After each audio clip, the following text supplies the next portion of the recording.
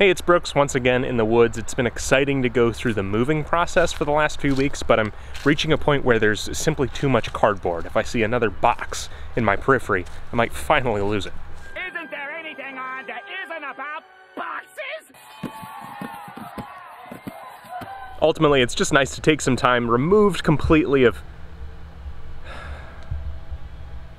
Well, I ain't looking in the box. To truly move forward, you must acknowledge what is in the box. To move, one must become unstuck.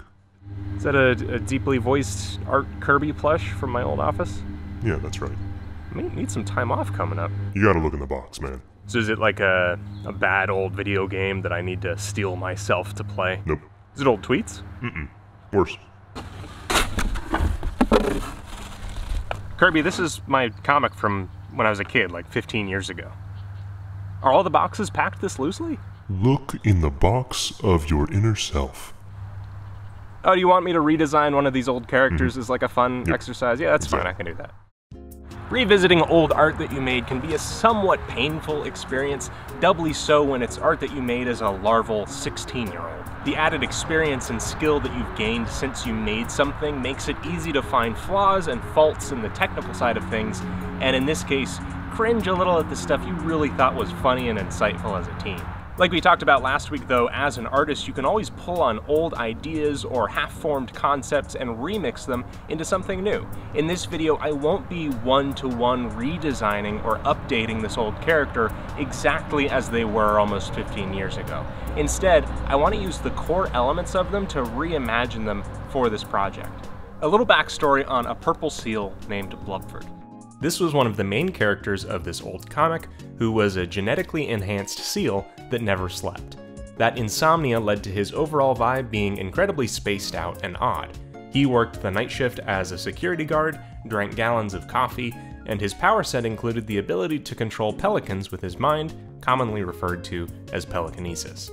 Some of the other characters in this comic were bathed in angsty cynicism, or a late 2000s woohoo random sense of humor, but Blubford was relatively, and I do exclusively mean this in relation to the rest of this dated webcomic made by a 16-year-old, well-rounded and somewhat interesting. I think I enjoyed using him in the comic the most. From an art standpoint though, this dude has a megaton of problems. Compared to an actual seal, even considering the genetic modification hand-waving, Blubford is standing on a body that's closer in relation to a shark's than a seal's. He has a skinny neck, just like no seals that I know of, and I guess this massive noggin was sort of akin to brain.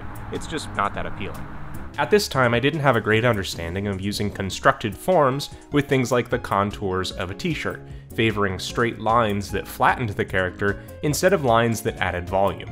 Most of the art for this comic was churned out as quickly as possible at 3 in the morning, as I held to a pretty overly demanding update schedule in addition to work and school. One thing I would definitely do different now is spend that time learning and growing instead of simply producing finished work at a somewhat locked skill level. I definitely grew over this time, but I could have improved even faster. As I begin sketching a new version of Blubford, I want to take a lot of qualities from the old character and reuse them as an NPC in our game Shackleton. I also want him to more closely resemble a seal and use some of those great seal qualities to our advantage. Some of these early sketches made it clear that it was going to be a little bit of a challenge to make a character like Blubford that retained some appeal without becoming grotesque. Still though, I wanted him to have a really goofy edge instead of just sanding him down into a cute puddle. Our game Shackleton takes place in a prison where animals have been locked up. Blubford is part of a group that is separated from the caged animals, and as an ode to his work as a night shift security guard, he acts as a watchful lookout in case the prison guards are nearby. For this new Blubford, I really wanted to lay into that lack of sleep, and how it pushes the character to an extreme. Not so fun fact, one of the side effects of insomnia is paranoia. I wanted this new Blubford to be so alert that he's infused with the qualities of a conspiracy theorist that's constantly on edge and falling apart. Get some rest, tall child. You can't keep burning the candle at both ends. To convey this, I swapped out Blubford's band roadie t-shirt for an Argyle sweater vest. This allowed me to use the motif of red yarn and thumbtacks, like a conspiracy theorist would stereotypically use, and use that yarn to show how Blubford's seams are coming loose. For the thumbtack illusion, I gave Blubford a little telescoping spyglass that hangs around his neck. How he grabs it and uses it, I still don't know. He's a seal. With character design, I always like to remove things where I can to simplify and streamline a character. Adding things like the rolls of blubber and the sunken eyes makes it easier for the character to look incredibly unappealing or grotesque, depending on the execution. The final design ends up using some of that square shape language of the original, and maintains a slightly more anatomically correct seal that is still comically top-heavy, balancing on something like the tiptoes of his back fins or flippers. For this illustration of Blubford, I wanted to give a little more context to his role in Shackleton, and convey a little of his personality in the mood and atmosphere. For this piece, what's actually happening might be less important than what Blubford thinks is happening. The stark lighting and eerie color scheme helps sell the lucid, uneasy dream that Blubford's living. I ended up making a couple of changes to his design within the illustration, lightening up the spots on his forehead and changing his eyebrows to more resemble the long sprig eyebrows that seals have. So much of the strength of an illustration comes down to values, so lightening up the spots helps them to not rob the spotlight from the more important facial features, and it also helps allude to something of a permanent flop sweat on his brow. While I like the color scheme of this painting, there are quite a few different colors that are calling for attention. I used a lot of overpainting in this piece, mostly to fine-tune the look, add more planar depth to the facial features, and to go back over items like the red thread to really let them pop. This might not be 100% accurate to how the thread would appear in the green pale moonlight, but ultimately it's about what sells the story that we're trying to tell the best.